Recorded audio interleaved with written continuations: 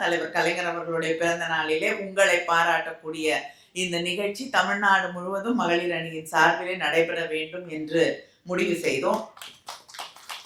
அதை தாண்டி ஒரு குடும்பத்துல பெண்களை பாராட்ட மாட்டாங்க.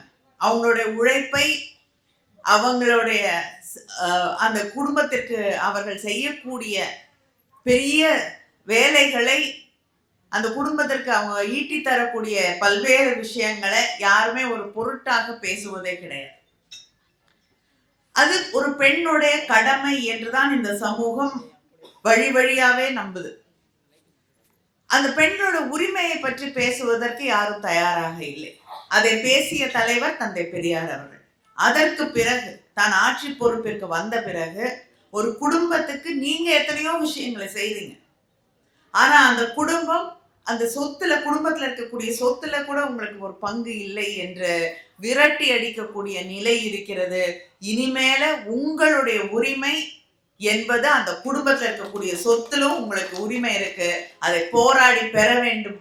நீங்கள் அதற்கு ஒரு சட்ட பாதுகாப்பை நான் உருவாக்கி தருவேன் என்று உருவாக்கி தந்த தலைவர் தான் தலைவர் கலைஞர். இங்க பேசும்பொழுது தலைவருடைய எத்தனையோ திட்டங்கள் தொலைநோக்கு பார்வையோடு இருக்கக்கூடிய திட்டங்கள் என்று எல்லோரும் குறிப்பிட்டு சொன்னார்கள். ஹெலன் அவர்கள் பேசும்பொழுது கூட தலைவர் கலைஞர் அவர்கள் இல்லை என்றால் நாமெல்லாம் இந்த மேடையில இல்லை அப்படின்னு சொன்னாங்க. உண்மை என்னவென்றால் தலைவர் கலைஞர் அவர்கள் ஒவ்வொரு சின்ன சின்ன கிராமத்திலையும் ஒவ்வொரு பகுதியிலையும் பள்ளிக்கூடங்களை இந்த அளவுக்கு உருவாக்கவில்லை என்றால் பெண்களை படிக்க அனுப்பியிருக்க மாட்டாங்க. படிக்கணும் பெண்கள் அப்படின்றதுக்காகத்தான் திருமண உதவி திட்டத்தை கொண்டு வந்தார்கள். பெண்களுக்கு சமைச்சிட்டு வெளியில சீக்கிரம் வரணுங்கிறதுக்காக தான் அந்த பெண்களுக்கு கேஸ் ஸ்டவ் கொடுத்தாங்க.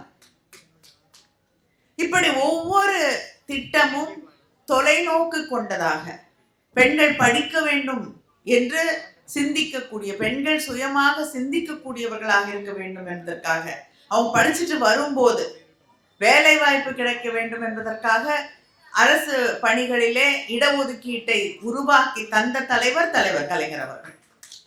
இன்னைக்கு நம்முடைய முதலமைச்சராக இருந்த அண்ணன் தளபதி அவர்களுடைய ஆட்சியிலே அதை அதிகப்படுத்தி தந்தார்கள். இது அத்தனையும் பெண்கள் தங்களுடைய உரிமைகளுக்காக போராட வேண்டும் என்று அந்த உரிமைகளை பாதுகாக்கக்கூடிய ஒரு ஆட்சியாக நாம் தொடர்ந்து தலைவர் கலைஞர் அவர், பேரறிஞர் அண்ணாவின் காலமாக இருக்கட்டும், தலைவர் கலைஞர் அவர்களுடைய காலமாக இருக்கட்டும், கடந்த 5 ஆண்டுகளாக நம்முடைய அண்ணன் தளபதி அவர்களுடைய ஆட்சியிலே எடுத்துக்கொண்டாலும் அது பெண்களுக்கான ஆட்சியாக, பெண்களுடைய வாழ்க்கையை மேம்படுத்த, ஒரு மாற்றத்தை இந்த சமூகத்திலே கொண்டு வருவதற்கான ஒரு ஆட்சியாகத்தான் அந்த ஆட்சியை நாம் பெருமையோடு தலை நிமிர்ந்து நடத்தி இருக்கிறோம் என்று எத்தனை தோல்விகள் வந்தாலும் அந்த நேரத்துல கூட எங்களுடைய ஆட்சி இந்த சமூகத்திற்கான ஆட்சி.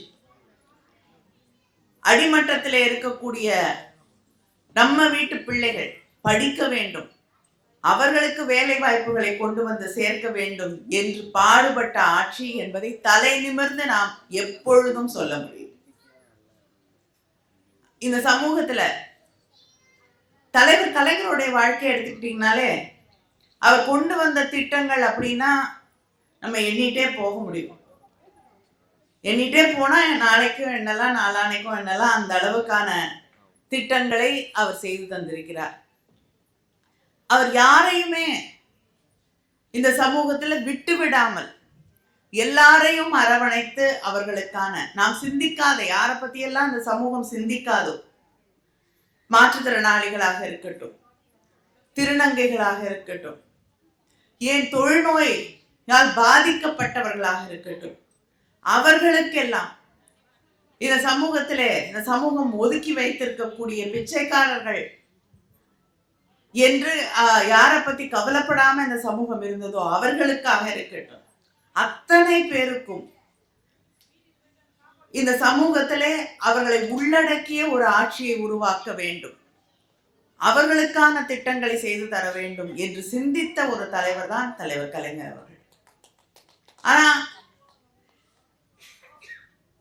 கலைஞர் அவர்களை பற்றி பாராட்டுகள் அதிகமா விமர்சனங்கள் அதிகமா அப்படின்னு பார்த்தோம்னா விமர்சனங்கள் தான் அதிகம்.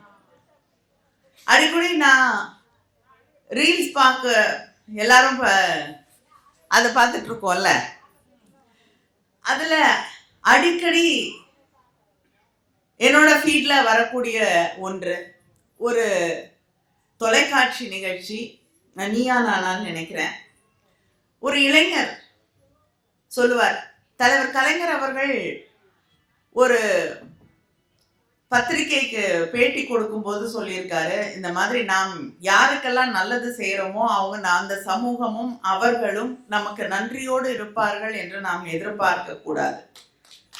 அதை எதிர்பார்க்காம நாம நம்முடைய கடமையை, அவர்களை மேம்படுத்துவதற்கான கடமையை நாம் செய்ய வேண்டும் என்று அந்த பேட்டியில சொல்லியிருந்தாருன்னு அந்த இளைஞர் சொல்லிட்டு, அதுக்கு நானே ஒரு உதாரணம் அப்படின்னு அவர் சொல்லுவார். எப்படி அப்படின்னு கேட்கும் பொழுது, நான் ஒரு முற்பட்ட சமூகத்தை சேர்ந்த ஒரு இளைஞன். அவர் முதல் தலைமுறை பட்டதாரிகளுக்கு ஸ்காலர்ஷிப் அப்படின்னு கொண்டு வந்த போது, எங்க குடும்பத்துல, நாங்க உயர்ந்த ஜாதி என்று சொல்லப்பட்ட ஒரு குடும்பத்துல பிறந்தவங்க, அந்த குடும்பத்துல எல்லாரும் என்னை சுத்தி இருந்தவங்க எல்லாம் உனக்கெல்லாம் கிடைக்காது, ஏன்னா நான் முதல் தலைமுறை பட்டதாரி, ஆனா உனக்கெல்லாம் கிடைக்காது, உங்களுக்கெல்லாம் நமக்கெல்லாம் கொடுக்க மாட்டார் அவரு அப்படின்னு சொன்னாங்க. ஆனா நான் அந்த ஸ்காலர்ஷிப்புக்கு எழுதி போட்டேன், எனக்கு கிடைச்சது. நான் படிச்சு முடிச்சேன். என் சொந்தக்காரங்க கூட எனக்கு கொடுத்ததில்லை. அந்த காலத்துல எனக்கு 80,000 ரூபாய்க்கு மேல நான் படிச்சு முடிக்கிற வரைக்கும் அவர் எனக்கு நிதி கொடுத்தார். ஆனால் என்னுடைய சுற்றத்தார், என்னுடைய குடும்பத்தில் இருக்கக்கூடியவர்கள் அதை பற்றி ஒரு நாள் கூட நன்றியோடு பேசியதில்லை. யாருமே எனக்கு அதை கொடுத்ததில்லை. என்னை சுத்தி இருக்கக்கூடிய அத்தனை பேருமே யாரும் அதை கொடுத்திருக்க மாட்டாங்க. அவர் கொடுத்தார், ஆனால் அதை பற்றி யாரும் பேசியதில்லை.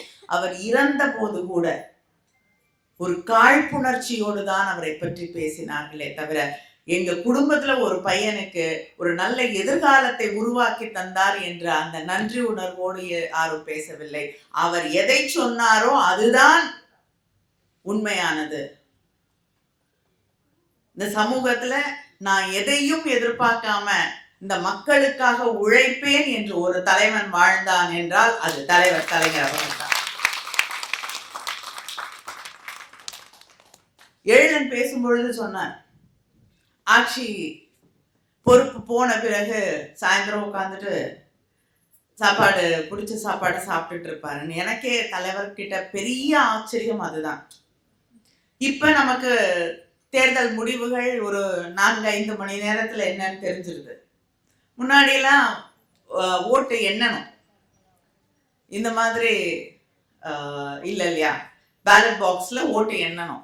அப்புறம் எண்ணி முடிக்கும் பொழுது சில நேரம் காலையில ஆரம்பிச்சு மாலை இல்லைன்னா அடுத்த நாள் வரை ஆயிடும். ஆனா ஒரு நேரத்துக்கு அப்புறம் நம்ம அந்த தேர்தலின் போக்கு என்னவாக இருக்கு அப்படின்றது ஒரு அளவுக்கு புரிந்து விடும். கொஞ்ச நேரம் பார்த்துட்டு இருப்பாங்க, செய்திகளை எல்லாம் கேட்டுக்கொண்டிருப்பார். அதற்கு பிறகு தலைவர் இருக்கக்கூடிய இடத்துல சுத்தி தன்னுடைய இயக்கத்தை சார்ந்த தோழர்களோடு தான் அவர்கள் அமர்ந்திருப்பார்கள். கொஞ்ச நேரம் ஆனோன்னா அந்த போக்கு நமக்கு சாதகமானதாக இல்லை என்று தெரிந்த பிறகு தன்னை சுற்றி இருக்கக்கூடியவர்களை மகிழ்ச்சியாக வைத்துக் கொள்ள வேண்டும். அவங்க யாரும் சோகத்துல இறங்கிடக்கூடாது, அவங்க யாரும் வருத்தத்துக்குள்ள போயிடக்கூடாதுங்கிறதுக்காக அந்த இடத்தையே கலகலப்பாக மாற்றிய தலைவர் தான் தலைவர் கலைஞர்.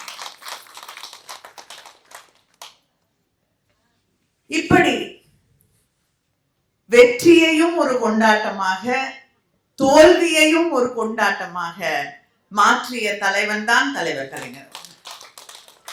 என்கிட்ட ஒரு தந்தையாக எந்த நேரத்தில் நீங்க கேட்டாலும் அவர்கிட்ட நீ கத்துக்கிட்ட பெரிய பாடம் எதுன்னா இதுதான் நான் அவரிடம் கற்றுக்கொண்ட மிகப்பெரிய பாடம். எது வந்தாலும் நம்மால் அதை தாண்ட முடியும். கொள்கை உறுதியோடு நின்றோம் என்றால் அதை வெற்றி பெற்று காட்ட முடியும் என்பதைத்தான் அவர் எனக்கும், இங்கே இருக்கக்கூடிய உங்களுக்கும், மேடையில இருக்கக்கூடிய அத்தனை பேருக்கும் எந்த நேரத்திலையும் எந்த தோல்வி வந்தாலும், என்ற ஒரு இக்கட்டு வந்தாலும் அந்த கொள்கையை விட்டு விடாமல் அதை எதிர்த்து நின்று போராட வேண்டும் என்று நமக்கு அவர் தன்னுடைய வாழ்நாள் செய்தியாக அதை நமக்கு சொல்லி தந்திருக்கிறார். அப்படிப்பட்ட தலைவர் கலைஞர் அவர்களுடைய பிறந்த நாளை நாம் இங்கே கொண்டாடி கொண்டிருக்கிறோம். தமிழ்நாட்டில் எந்த ஆட்சி மாற்றம் வந்தாலும் எல்லாரும் ஆட்சி மாற்றம் வந்திருக்கு அப்படின்னாங்க. எனக்கு ஆட்சி மாற்றத்தை பற்றி எல்லாம் கவலை இல்லை. ஆனா ஒரே ஒரு விஷயம்தான் எனக்கு புரியாமல் இருக்கிறது. ஒரு ஆட்சி பொறுப்பேற்றுக் கொள்கிறது என்று சொல்லுவார்கள். ஆனா இந்த ஆட்சி பொறுப்பேற்றுக் கொண்டிருக்கிறதா என்றால் எனக்கு தெரியவில்லை. ஆட்சிக்கு வந்திருக்காங்க. ஆனா சில நேரங்கள்ல நம்ம ஒரு ஹோட்டலுக்கு போனோம்னா, இல்லைன்னா ஏதாவது ஒரு இடத்துக்கு பொது இடத்துக்கு போனோம்னா ஒரு போர்டு வச்சிருப்பாங்க.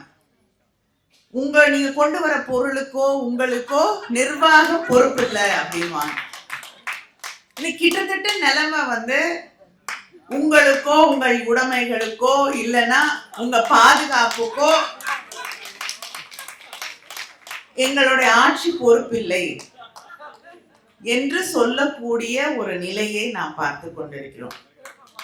அதனால எனக்கு இருக்கக்கூடிய ஒரே ஒரு இதுதான், ஒரு ஆட்சி பொறுப்பேற்றுக் கொள்ள வேண்டும்.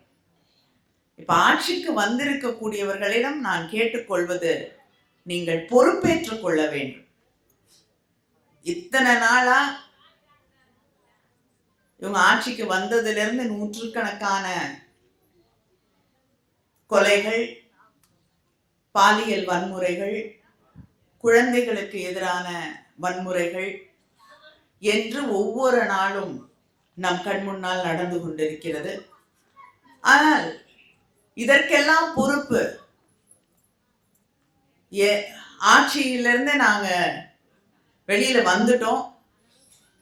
ஆனா திரும்ப திரும்ப திரும்ப ஒரு தேர்தல் மனநிலையிலிருந்து வெளிவராமல் திராவிட முன்னேற்ற கழகத்தையே திரும்ப திரும்ப திரும்ப குறை சொல்லிக் கொண்டு நீங்கள் இன்று பொறுப்பேற்று இருக்கக்கூடிய நிலையிலே இருக்கிறீர்கள் என்பதை மறந்துவிட்டு பேசும் பொழுதுதான் உங்களை நம்பி வாக்களித்த மக்களுக்கு நீங்கள் நியாயம் செய்யவில்லை என்பதை புரிந்து கொள்ள வேண்டும். காரணங்களை யார் மேல காரணம் சொல்லலாம், யார் மேல நாம் செய்ய தவறிய விஷயங்களுக்கெல்லாம் யாரு மேல பொறுப்பை மாத்தலாம் அப்படின்னு தேடிட்டே இருந்தா அது ரொம்ப சுலபமான வேலை. சொல்லிக்கிட்டே இருக்கலாம். இன்னைக்கு இத்தனை பேர் படிச்சுட்டு வந்திருக்கீங்க. எழிலன் போன்றவர்கள் எல்லாம் மருத்துவர்களாக இருக்காங்க. இங்க எத்தனையோ பேரு பட்டதாரிகள் இருக்காங்க. நாம் நினைத்திருந்தால் கூட சொல்லலாம், 3000 வருஷமா எங்களை படிக்க விடல, எங்களை பள்ளிக்கூடத்துக்கு விடல, இந்த பெண்களை எல்லாம் வீட்டை விட்டு வெளியில அனுப்பல, அதனால நாங்க இதே நிலைமையில இருக்கோம், கஷ்டப்படுறோம் அப்படின்னு சொல்லிக்கிட்டே இருக்கலாம். ஆனால் திராவிட இயக்கம் அதையெல்லாம் உடைத்து அந்த 3000 ஆண்டுகளாக நம் மீது திரிக்கப்பட்ட அத்தனை விலங்குகளையும் உடைத்தெறிந்து மாற்றத்தை கொண்டு வந்தது. இப்ப பேசும்பொழுது சொன்னார்ல இரட்டை இலக்க வளர்ச்சின்னு, அது அந்த விலங்குகளை உடைத்ததால் தான் வந்தது. யார் மேல பழி போடலான்னு தேடிக்கிட்டே இருந்தோம்னா எந்த மாற்றமும் வராது. அந்த யார் மேல பழி போடலான்னு தேடாமல் ஆட்சி செய்த தலைவன் தான் தலைவர் கலைஞர் அவர்கள்.